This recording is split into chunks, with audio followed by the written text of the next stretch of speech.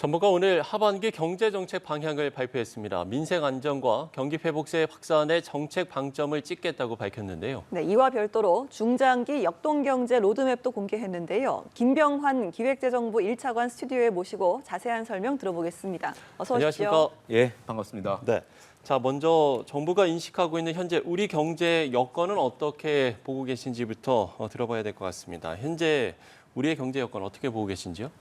상반기 경제 지표를 살펴보면 지난 2년간 우리가 겪었던 복합 위기를 이제 좀 극복하고 우리 경제가 회복과 안정의 시기로 좀 접어들었다 이렇게 이제 판단을 하고 있습니다. 네. 구체적으로 말씀을 드리면 1, 4분기 성장률이 1.3%를 기록해서 시장의 예상을 뛰어넘는 그런 성장세를 보였고 물가도 3개월 연속 2%대 그리고 6월의 경우는 2.4%로 2% 중반까지 떨어졌습니다. 그리고 수출도 상반기에 9.1% 증가를 했고 무역 수지가 작년 상반기에 260억 불이 적자였습니다. 그런데 예. 올해 상반기에는 한 230억 불 흑자를 기록하고 있습니다. 그래서 이런 전반적인 그 흐름에 있어서는 회복 흐름을 좀 뚜렷이 보이고 있다 이렇게 보고 있고 다만 부분 간의 어떤 그 온도차는 지금 있는 상황입니다. 특히 내수 부분을 중심으로. 그래서 하반기에는 그런 부분에 정부가 어떤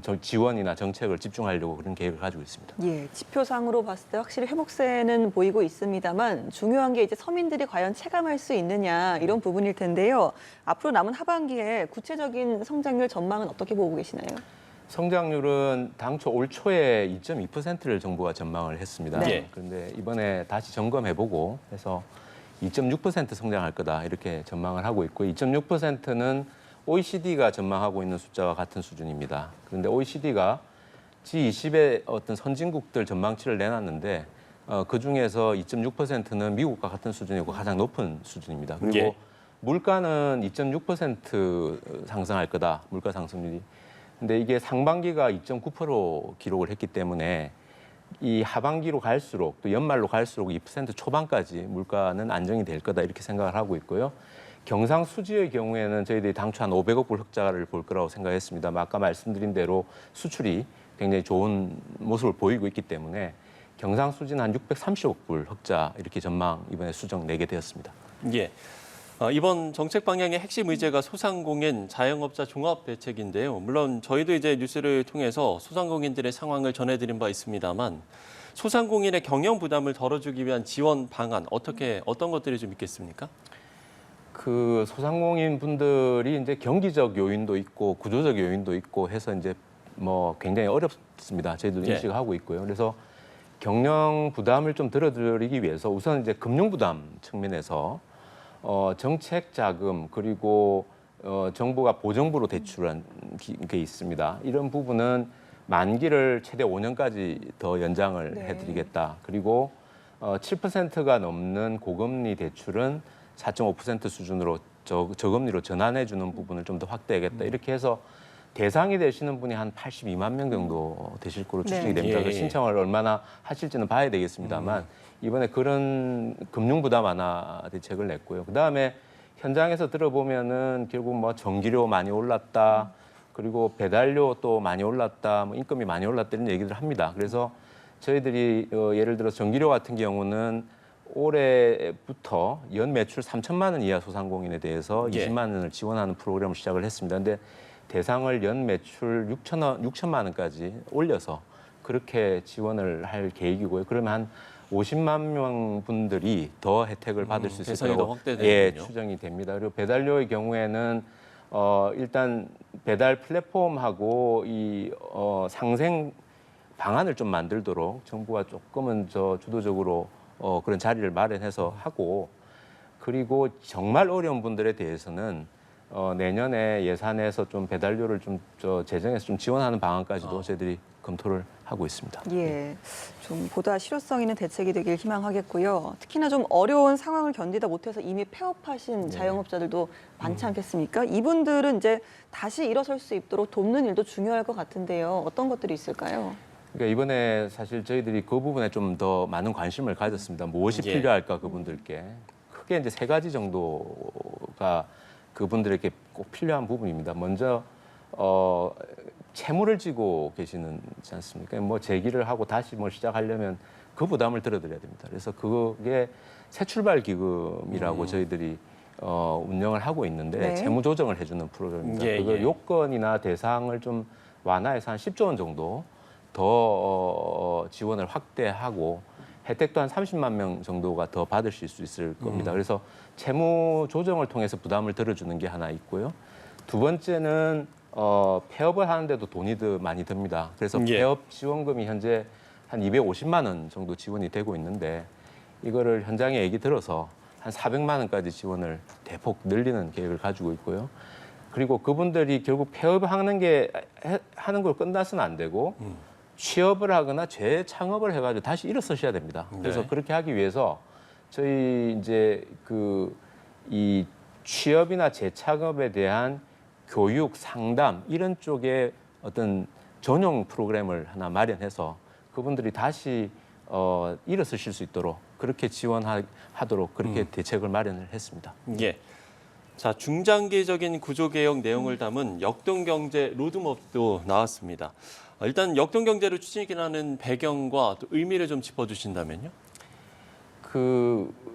조금 긴 시기로 보면 우리 한국 경제가 잠재 성장률이 계속 떨어지고 있습니다. 네. 그리고 부분 간의 격차, 양극화 이런 부분도 심화되고 있는 상황입니다. 그래서 이런 문제는 구조적인 개혁, 조금 장기적인 시계를 가지고 구조적인 계획을 갖다가 추진해야 되겠다. 이런 인식을 가지고 이번에 역동경제 로드맵을 만들었습니다. 예.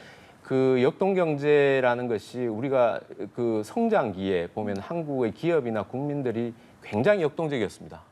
그렇게 해서 우리가 성장을 이뤄왔고 네.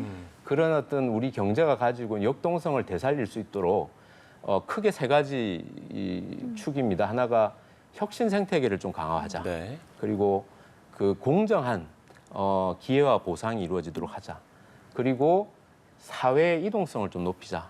이런 큰 세 개 축의 방향을 가지고 한 10대 과제를 저희들이 뽑았습니다.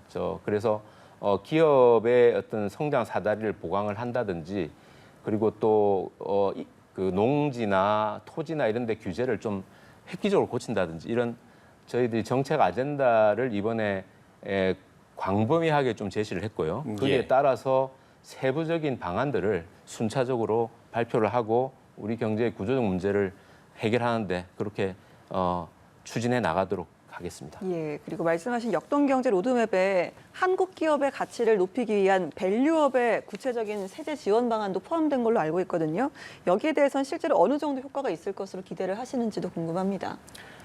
기업 밸류업은 올해부터 우리 그동안에 우리 기업의 실적에 비해서 주가가 충분히 반영되지 못하고 있다 예. 하는 데 대한 어떤 인식하에 추진을 하고 있습니다. 그래서 기업 스스로가 주주 기업 가치를 높일 수 있도록 어떤 방안을 마련해라 그리고 공시를 하도록 그렇게 유도하는 작업을 하고 있습니다. 그런데 가장 중요한 게 경영자나 또는 주주들이 주식의 가치를 높이기 위해서 배당도 많이 하고 주주 환원 조치들도 하고 이렇게 하는 걸 유도해야 되는데 예. 그 유도하는 방법이 이제 결국 세제다. 그래서 배당을 많이 하거나 주식을 소각한다든지 방식으로 주주한테 도움이 되는 조치를 하는 경우 기업에 대해서는 법인세를 좀 감면해 주거나 또는 배당을 하면 배당을 받으시는 분들한테 좀 저율의 분리과세를 한다든지 이런 내용을 예. 담았습니다. 담아서 이렇게 되면 경영자 입장이나 주주 입장에서 봤을 때 소위 주식의 가치를 높이는 주주들의 더 많은 혜택이 돌아가도록 해서 기업 가치가 올라가도록 하는 조치를 하는 것이 어떻게 보면은 자기한테도 도움이 되는 거죠. 기업에도 도움이 되고 주주들한테 도움이 되는 거기 때문에 그 기업의 밸류업을 위한 인센티브로서 이렇게 작용을 하고 이 효과가 어느 정도 상당히 있을 거라고 저희들이 그렇게 기대를 하고 있습니다. 예. 자, 끝으로 한 가지 더 질문을 드려보자면, 물론 이제 지금까지 이야기해 주신 어떤 새로운 정책을 추진하는 것도 중요하겠습니다만, 리스크 관리도 병행이 돼야 할 텐데요. PF 시장 불안 얘기도 여전히 나오고 있고, 가계부채 급증에 대한 우려의 목소리도 좀 나오고 있는 상황이고, 이런 부분에 대해서 정부의 어떤 리스크 관리 대책을 이야기를 해주신다면요. 그 부동산 PF 부분은 연체율이 좀 높은 상황이긴 합니다만 예, 예. 과거에 부동산 경기가 굉장히 안 좋을 때 비해서는 사실은 아직은 그 조금 낮은 수준이고 다만 이제 그 리스크가 커지고 있는 건 사실이기 때문에 저희들이 부동산 PF 연착륙 방안을 마련해서 지금 시행을 하고 있습니다. 그 예. 내용은 결국은 사업장 전체를 한번 사업성을 평가를 하겠다, 엄밀하게. 그래서 정상적으로 사업성이 있다고 생각하는 사업장에 대해서는 정부가 보정을 통해서 원활히 돌아가도록 지원하겠다. 그리고 부실 우려가 있는 사업장의 경우에는 뭐 LH가 그 땅을 매입을 한다든지 하는 방식으로 해가지고 좀 재구조화를 하겠다. 네. 그리고 사업성이 아예 없다, 부실하다 이런 경우는 이제 경공매나 이런 걸 통해 가지고 정리를 좀 하는 방식으로 해서 부실을 좀 차단하는 그런 어떤 평가 작업을 지금 하고 있습니다. 그게 아마 빠르면 8월 정도, 한 8, 9월에 정도면 마감이 될 것 같은데 그런 과정을 통해서 이 리스크가 관리되고 좀 완화될 수 있도록 그렇게 하는 작업을 지금 하고 있고요.